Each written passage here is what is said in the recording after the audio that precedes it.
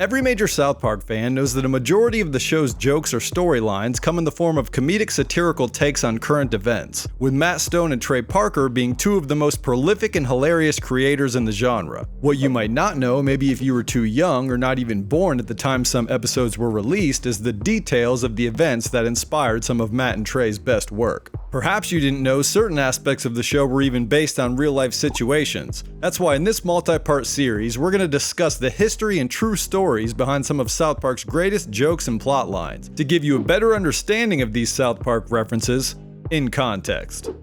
In 1997, Mary Kay Letourneau, a 35-year-old elementary school teacher, pleaded guilty in 2 counts of felony second-degree relations with a minor after hooking up with one of her 12-year-old 6th-grade students on multiple occasions, becoming pregnant and devastating her husband, kids, and family. She initially was only sentenced to 3 months under the condition that she would never have contact with the boy again, but shortly after completing her 3 months, she couldn't help herself and got caught a second time, which led her to being locked up from 1998 to 2004. While in jail, she gave birth to their second child, and the story made national news. Mary Kay Letourneau became a household name, with her story being one of the first and biggest of its kind at the time. A year after her release, the two were married, with Entertainment Tonight having exclusive rights to film the occasion and much of the public celebrating it rather than condemning Letourneau's behavior. Around this same time, multiple other similar cases popped up, like middle school teacher Deborah LaFave pleading guilty to having an inappropriate relationship with her 14-year-old middle school student that same year. Pamela Rogers was also convicted of similar crimes with her 13-year-old elementary school student, and again the following year in 2005, shortly after being released from her sentence. A 25-year-old Spanish teacher and former Miss Texas contestant named Amy McElhaney was accused of having an inappropriate relationship with one of her students in 2006 as well. The general attitude of the courts and public seemed to treat these women differently than in similar situations where the genders were reversed. Most guys at the time viewed the kids as lucky rather than survivors, and the courts were extremely lenient towards the women, giving Letourneau only a 3-month sentence initially and LaFave no jail time at all.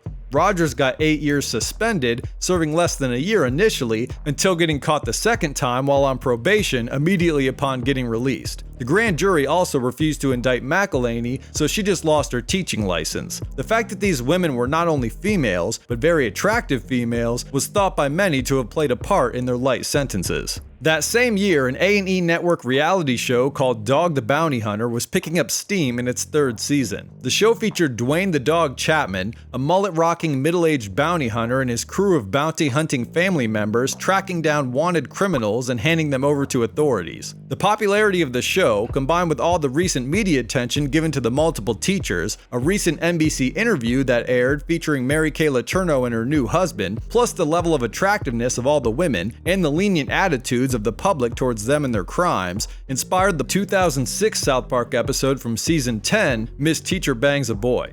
In the episode, Cartman becomes the new school hall monitor, giving him what he loves most. As you would expect, he quickly starts abusing his power while dressing and behaving like Dog the Bounty Hunter. He harasses kids in the halls and sputters common phrases heard on the show. Meanwhile, Little Ike's hot kindergarten teacher, Mrs. Stevenson, admits to having feelings for him, and they start having an illegal and inappropriate relationship. Kyle finds out about it by walking in on them in the bathtub when he goes to pick Ike up from what's supposed to be a tutoring session. Then when Kyle tries to go to the police about the matter, they don't see a problem with it and just respond by saying, "Nice. Nice." After telling the other boys about it, they just respond in the same way as the police. Bro, your little brother's pretty cool. Until Cartman discovers the two have been making out in the hallway, which triggers him to exercise his authority. When the principal finally hears of what's going on, the teacher is fired and charged, with guys like Randy being confused as to why she got arrested since she's a woman and hot. And after claiming alcohol was her problem and just being required to go to rehab for a bit, Miss Stevenson immediately goes back to Ike to try to run away with him. But they're stopped by Cartman the bounty hunter and Kyle, who convinces Ike he's too young to be romantically involved with older women. Back in the 90s, there were 3 main ways to get your music. Either by listening to the radio, watching MTV, or buying CDs, until something called Napster came along and flipped the music industry on its head, making 2 of those sources obsolete, while MTV was responsible for its own implosion. Napster was a file-sharing application that ruined the music industry as we knew it before the year 2000 by opening the door to the world of file sharing online. With nearly 30 million people uploading and downloading music and video files with the program daily, they were for the first time able to get nearly any song or movie they wanted for free with the click of a button, rather than purchasing them at their local music or media store. When heavy metal band Metallica discovered a demo of their song I Disappear was circulating across the app before the official release, it led to a battle between the group and Napster, with drummer Lars Ulrich leading the charge.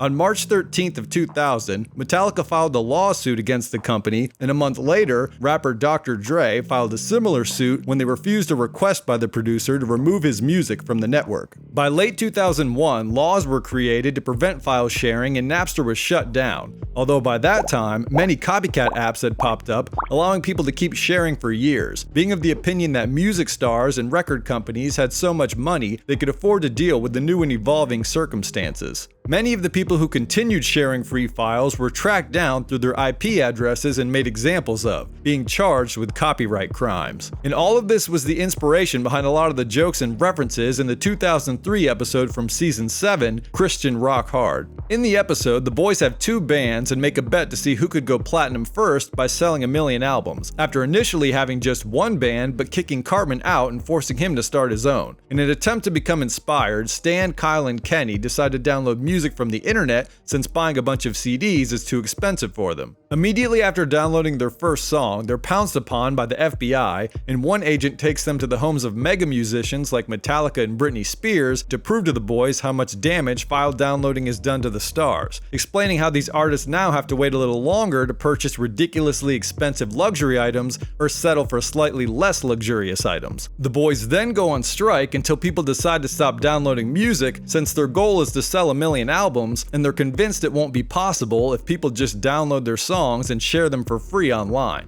When Metallica and other famous musicians of the early 2000s hear of the kids' efforts, they all show up and join them in support of their cause.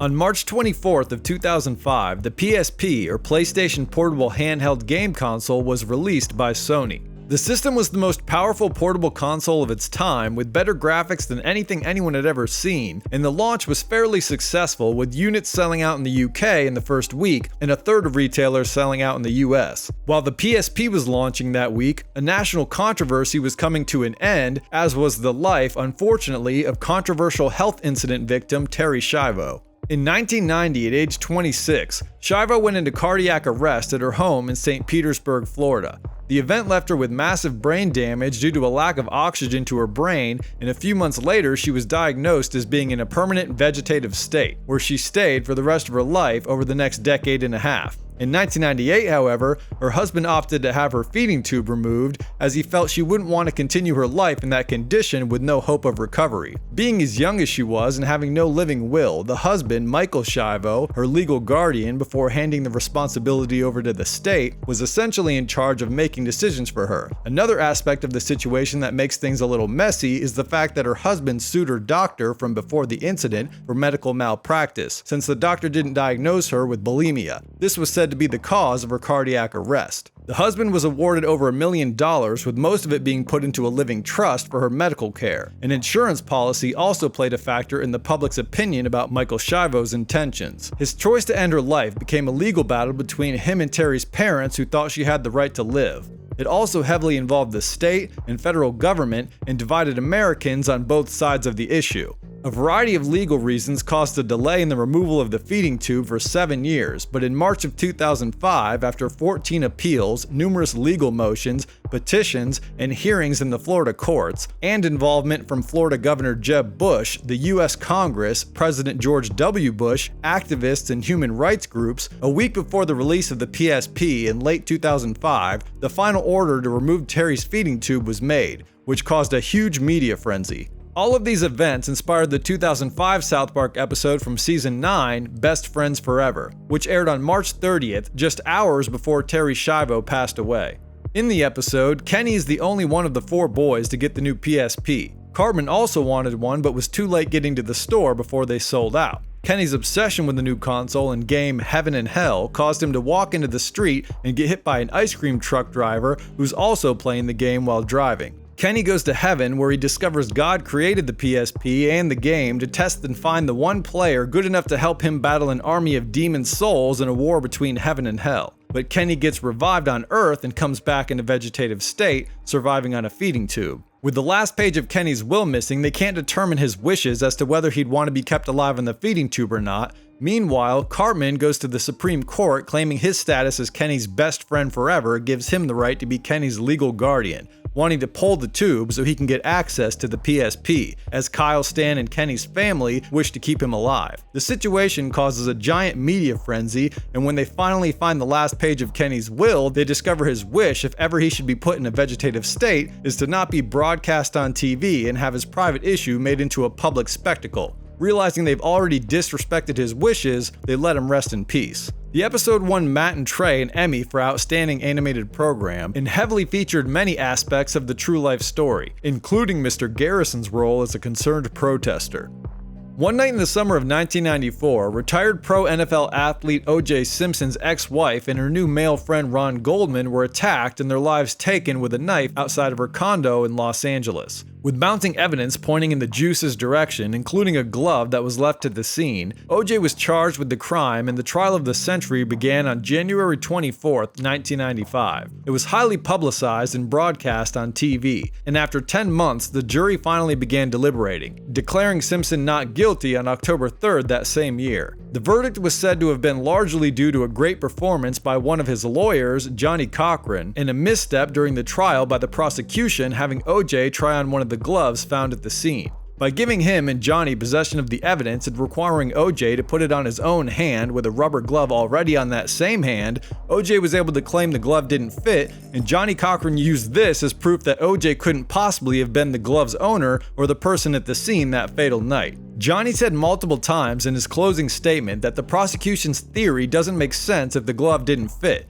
Didn't make any sense. It makes no sense. Uttering his famous line, "If it doesn't fit, you must acquit." This famous speech and his tendency to sort of talk in circles to confuse the jury was the inspiration for the 1998 Season 2 episode Chef Aid. In the episode, Chef discovers a song he had written long ago was stolen and being used by singer Alanis Morissette. After approaching a record label about the copyright issue, they sue Chef for harassment, requiring him to hire Kyle's dad as his attorney. The record label hires the best lawyer they can find, Johnny Cochran. And after Kyle's dad makes a pretty convincing open and shut case, Johnny Cochran uses the Chewbacca defense in court. What's a Chewbacca defense? Claiming that Chewbacca, a Wookiee living on Endor with tiny Ewoks, makes no sense. That does not make sense. And therefore, If Chewbacca lives on Endor, you must acquit. obviously this entire defense makes no sense. Does that make sense? But Chef loses the case and then must find a way to earn $2 million.